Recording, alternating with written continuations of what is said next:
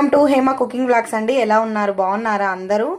ఎప్పుడు తినే బజ్జీలు కాకుండా మిరపకాయ బజ్జీ, వంకాయ బజ్జీ అండ్ ఆలు బజ్జీ కాకుండా బెండకాయ బజ్జీలు అయితే చేసి చూపించబోతున్నాను. మరి ఎలా చేయాలో చూసేద్దాం. ప్రాసెస్లోకి అయితే వెళ్ళిపోదాం. వచ్చేసేయండి ఫ్రెండ్స్. చాలా చాలా బాగుంటాయి. టేస్ట్ అయితే నెక్స్ట్ లెవెల్. ఇంకా వచ్చేసేయండి, ఎందుకు ఆలస్యం. చూడండి, వెనక ముందు ఇలా తీసేసేయాలండి. బెండకాయకి తీసేసి ఇలా ఇలా కట్ చేసుకోవాలి.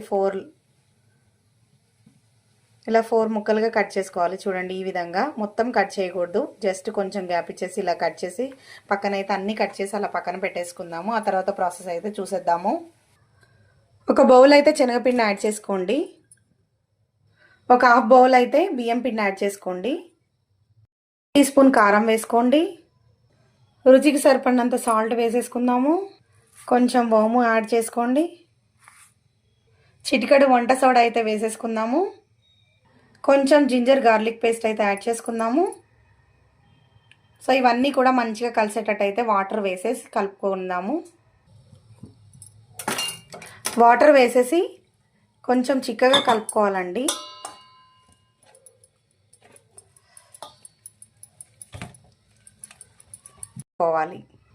చూడండి, ఈ విధంగా కలుపుకోవాలి. మరీ పల్చగా కలుపుకోకూడదు.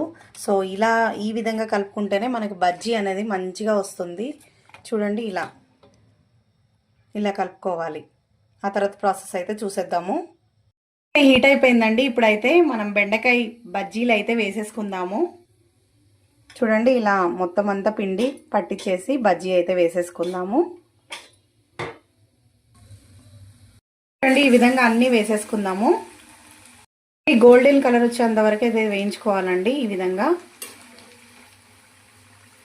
ఎప్పుడు మిరపకాయ బజ్జీలే తినేస్తామా, అప్పుడప్పుడు బెండకాయ బజ్జీలు అలా అలా వెరైటీగా చేసేసుకుందాము.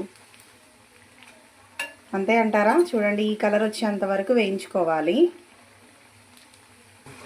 వేగిపోయాయండి. చూడండి, ఈ విధంగా ఇప్పుడైతే తీసేసుకుందాము.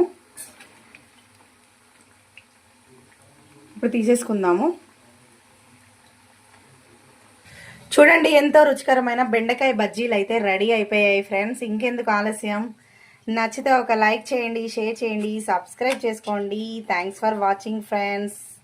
రొట్టెలు వేసుకుంటూ తినాల్సిందే, అంత బాగుంటాయి. Once try it friends. By bye friends. Have a nice day.